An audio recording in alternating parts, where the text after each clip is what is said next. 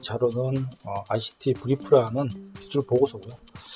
자, 그 태블로라는 데이터 인텔리전스 및 분석 소프트웨어 개발 비즈니스 컨설팅 전문 기업입니다. 이 태블로라는 이제 컨설팅 회사에서 2022년도 5개의 데이터에 관련된 트렌드를 발표했습니다. 이 트렌드를 보면 앞으로 이 데이터 산업이 어떻게 전개될지를 예측을 해볼 수가 있고요. 앞으로 미래에 이 데이터가 기업의 경쟁력의 핵심 키워드로 이제 부상을 했는데 그 내용이 어떤 이유 때문에 바로 그러한 내용들이 언급이 되는지를 한번 이해해보는 그러한 시간이 될 것 같습니다. 자, 태블로는 5개 트렌드를 이렇게 이야기를 했습니다. 자, 첫 번째는 인공지능입니다. 인공지능은 사실 데이터하고 굉장히 밀접한 관련이 있습니다. 인공지능은 학습을 통해서 예측하는 시스템인데요. 결국 그 학습을 하기 위한 사전 기초 자료, 그게 바로 이 데이터인 것이죠. 그래서 굉장히 많은 다양한 유의미한 굉장히 다양하고 거대한 그러한 많은 데이터, 즉 빅데이터가 필요한 것입니다. 그런 데이터가 있어야만이 인공지능은 신뢰할 수 있는 예측 결과를 보장을 해주는 것이고요. 그 다음에 이제 윤리죠. 이 윤리 부분은 데이터를 통해서 인공지능이 예측을 통해서 많은 오류와 어떤 문제점이 많이 발생하기 때문에 거기에 대한 윤리가 필요하다는 것이고요. 그리고 뭐니 해도 이제 인력, 이 데이터를 이해하고 활용하는 그러한 인력들이 있어야만 또 이 부분이 또 어떤 기술 경쟁에서 이길 수 있는 부분이 되겠고요. 그리고 이 유연한 거버넌스, 즉 정책이죠. 이 데이터를 어떻게 활용하고 어떻게 관리하고 그리고 이 데이터를 어떻게 우리가 각 조직이 그런 데이터를 가지고 또 문화를 만들어 가면서 경쟁력을 갖출 수 있는 것인지는 바로 이 유연한 거버넌스에 달려있다라고 이야기할 수 있겠고요. 그리고 이제 데이터 자산이죠. 이 데이터라는 것이 기존에는 한번 쓰고 버려지거나 아니면은 뭐 필요할 때만 데이터를 수집을 해서 뭔가의 어떤 생산성이라든지 어떤 비즈니스 기회를 이제 만들어내는 그러한 정도의 수준으로 현재는 진행되고 있는데 이것들이 자산으로 관리되어 있지 않은 게 지금 현재 모습이죠. 하지만 인공지능, 그 다음에 빅데이터, IoT와 같은 이러한 기술들이 등장하면서 이 데이터가 굉장히 중요해졌고요. 이것들이 자산으로 여겨지기 시작했습니다. 그래서 이 5가지 이제 이슈를 선정해서 이제 발표를 했고요. 바로 이러한 5개 트렌드는 앞으로의 비즈니스 환경, 그리고 어떤 리더십, 조직, 팀워크, 이런 또는 개인의 역량, 이런 부분에 있어서 커다란 영향을 줄 거라고 태블로는 이야기를 하고 있는 것입니다. 자, 그러면 이 5가지 트렌드의 주요 내용은 무엇인지를 들여다 봐야죠. 자, 인공지능은 인간의 전문성을 증가시키고 더욱 강화시킬 것이다. 이렇게 얘기를 하고 있습니다. 인공지능 기술이 최근에 아주 급성장을 했죠. 급속도로 이제 이 인공지능이 확산되면서 핵심 기술로 이제 성장을 했는데, 2022년도는 그 어느 때보다도 이런 인공지능 기술들이 빠르게 채택이 되고 확산이 될 것이다. 그리고 새로운 어플리케이션으로 개발이 되면서 발전할 것이다. 이렇게 지금 진단을 내리고 있죠. 인공지능은 과거에는 굉장히 부각되지 못했던 이유는 바로 인공지능의 한계 때문이에요. 기술적인 한계가 있었기 때문이죠. 그 기술적인 한계에는 어떤 이런 데이터들을 가지고 처리할 수 있는 어떤 하드웨어의 어떤 한계도 있었고요. 그리고 이 소프트웨어, 즉 인공지능이 결국은 데이터를 기반으로 학습을 해서 예측을 하는 그러한 시스템인데, 그런 것들을 계산해주고 또 그런 것들을 개발해 줄 수 있는 이런 소프트웨어 기술들이 굉장히 미흡했죠. 하지만 최근에 구글의 텐서플로우와 같은 그러한 인공지능 API 기술들이 등장했고, 그런 것들이 이제 개발자들이 쉽게 접근을 할 수가 있게 됐고, 많은 빅데이터들이 이제 공공 데이터가 오픈이 되면서 사람들은 많은 데이터를 가지고 다양한 시도를 해볼 수 있게 되었습니다.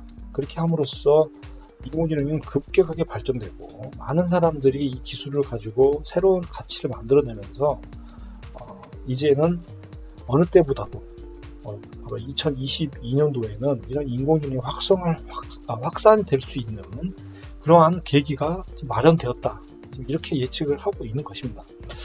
포춘이 선정한 이 1000개의 어떤 기업 중에 99%는요, 향후 5년 내에 데이터하고 AI에 투자할 계획이다라고 이야기를 지금 했습니다. 즉, 데이터와 AI는 이제는 기업 경쟁력의 핵심 수단이 되었기 때문이죠.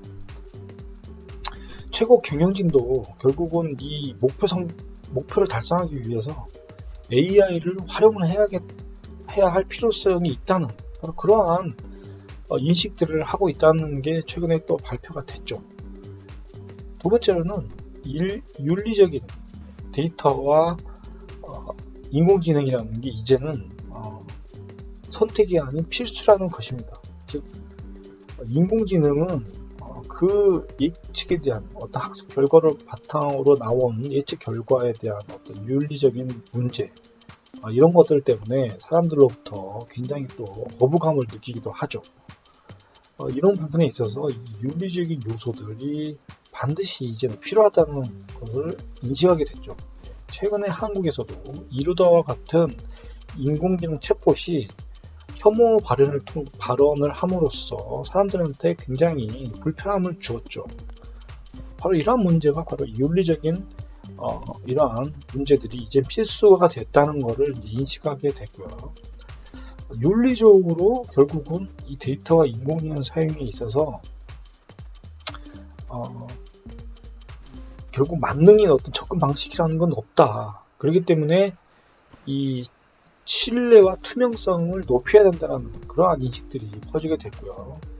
데이터와 AI를 결국 책임감 있게 개발하는 그런 방법들에 대해서 어떤 업무 환경, 그리고 프로세스 이런 부분들을 우리가 다시 정의를 하고 그런 부분을 체계적으로 법제화도 시켜야 되고 하는 부분들이 이제는 필요하다는 것입니다. 그리고 이제 이 조직의 경쟁력 확보 차원에서 이 데이터의 활용 능력이 굉장히 이제 중요해졌다.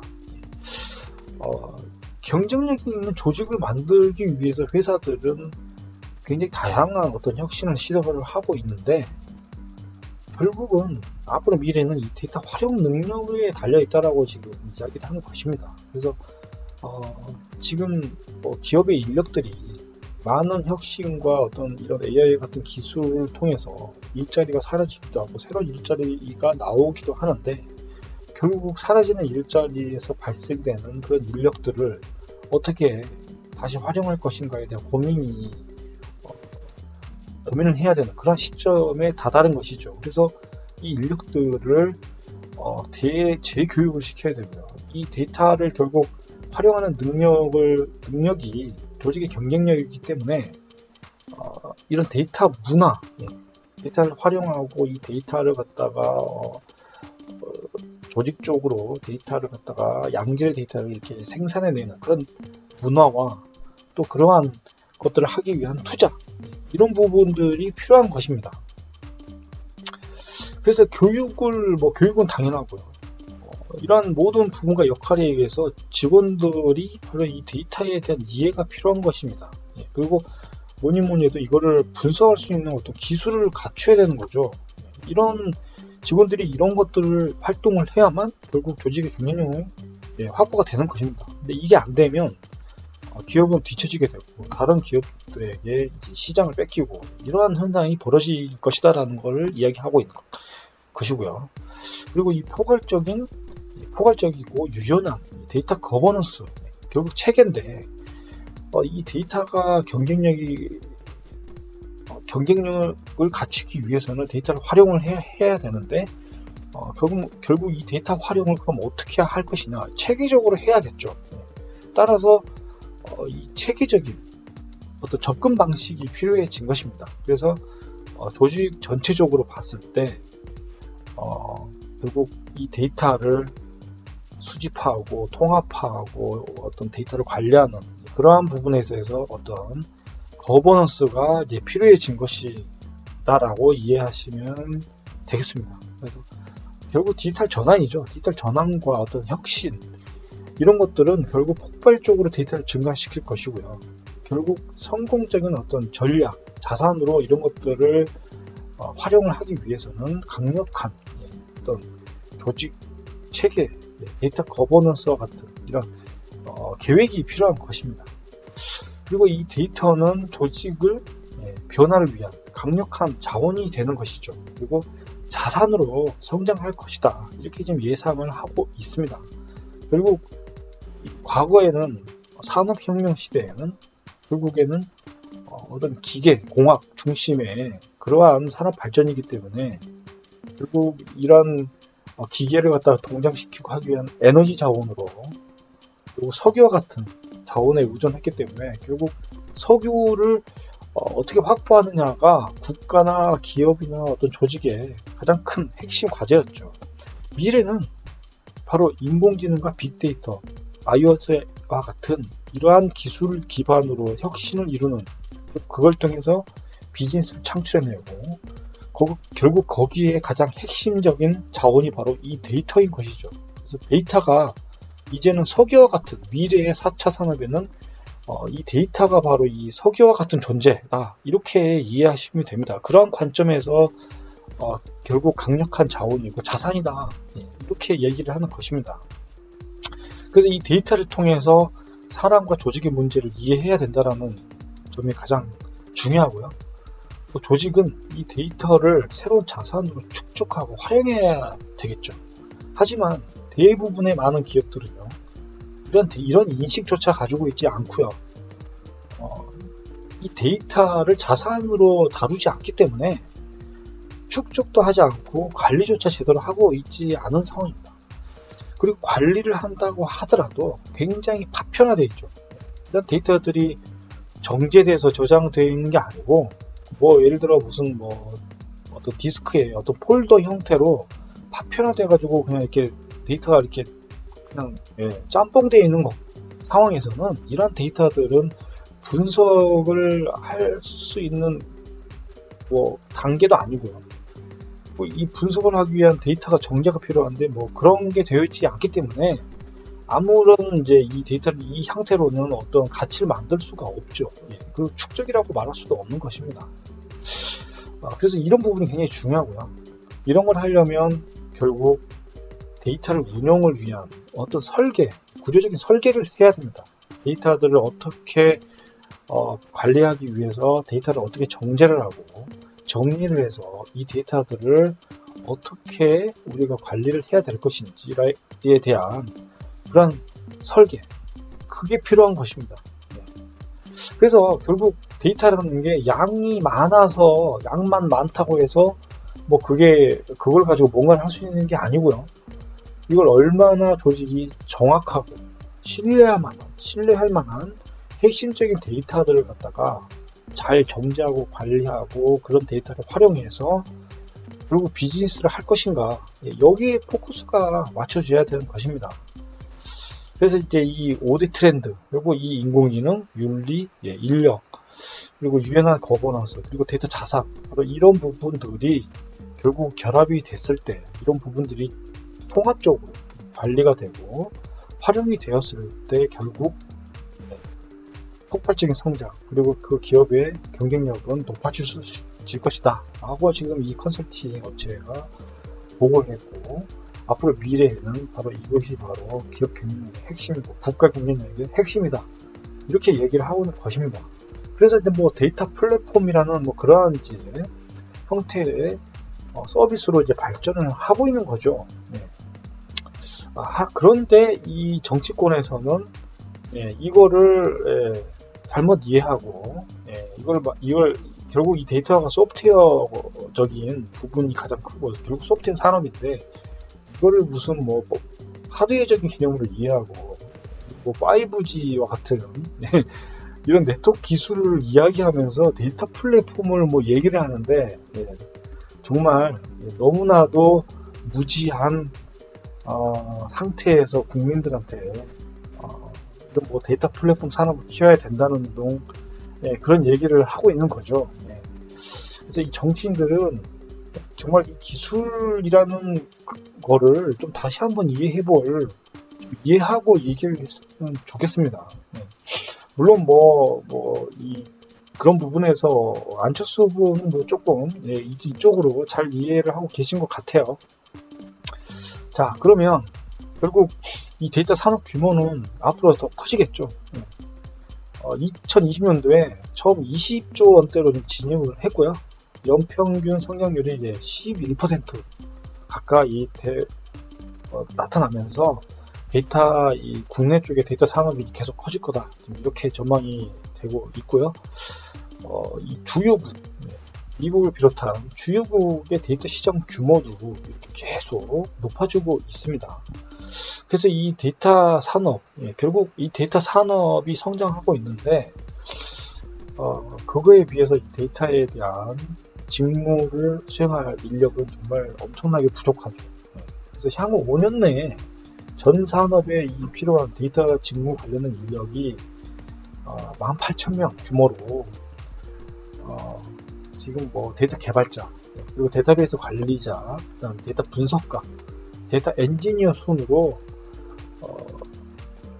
이렇게 많은 인력들이 좀 필요한데, 결국 이 데이터 직무에 대한 인력이 정말 이렇게 많이 부족하기 때문에 전체적으로 봤을 때 인력 부족률이 10% 가까이 되고요. 결국 이걸 대응하지 못하면 앞으로 국제사회 그리고 한국의 그 데이터 발전은 굉장히 더딜 것이다, 이렇게 예상이 되고 있고요. 향후에 이 데이터 트렌드에 대해서 대응을 잘하고 비즈니스 창출을 위해서는 꼭 이 데이터를 활용을 해야 되고, 그에 대한 기반이 가장 중요하다.